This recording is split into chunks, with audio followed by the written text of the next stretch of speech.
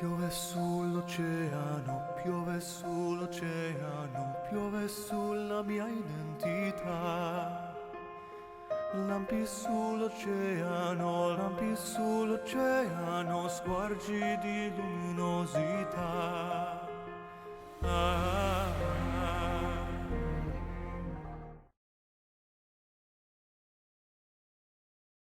Chapter 1. I, Brother Eckhart. My life and teachings testify. These were exciting times for the Dominicans. It was a time of new hope.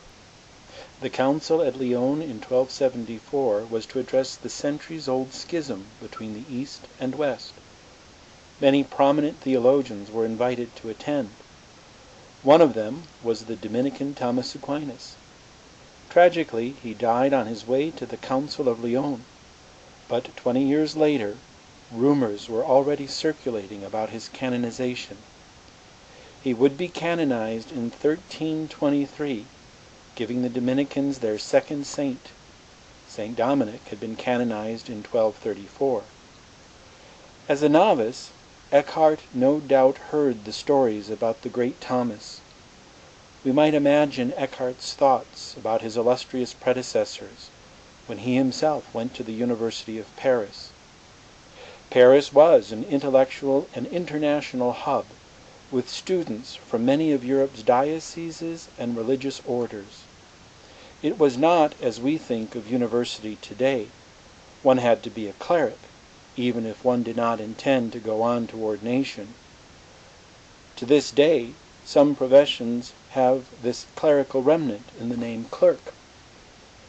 That same year, 1277, Humbert of Romans, a former master of the Dominican order and author of a popular treatise on preaching, died. During this time, the Dominicans in Paris were challenging the conservative form of Augustinianism.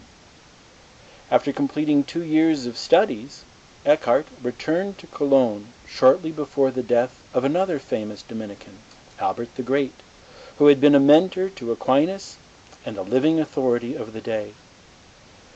It is difficult to say if Albert knew Eckhart or held him in the same high regard that Albert had held Aquinas, but there is no doubt that Eckhart fondly recalls Albert, invoking him in his writings.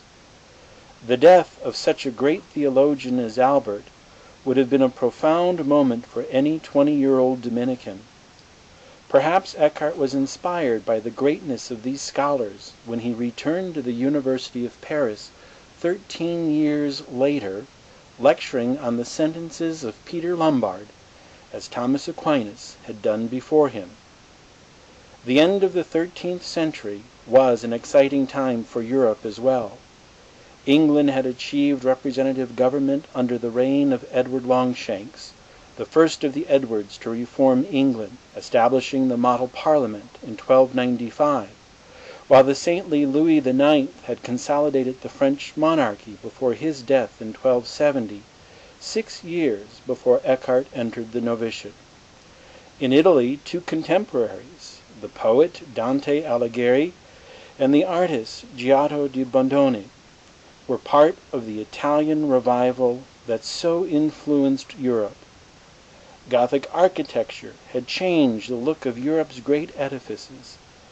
This was the style used at Notre Dame, the Cathedral of Paris, and at Erfurt, where Eckhart made his novitiate, the first phase of his Dominican life. With so many developments in politics and culture, Eckhart's world was alive with creative change.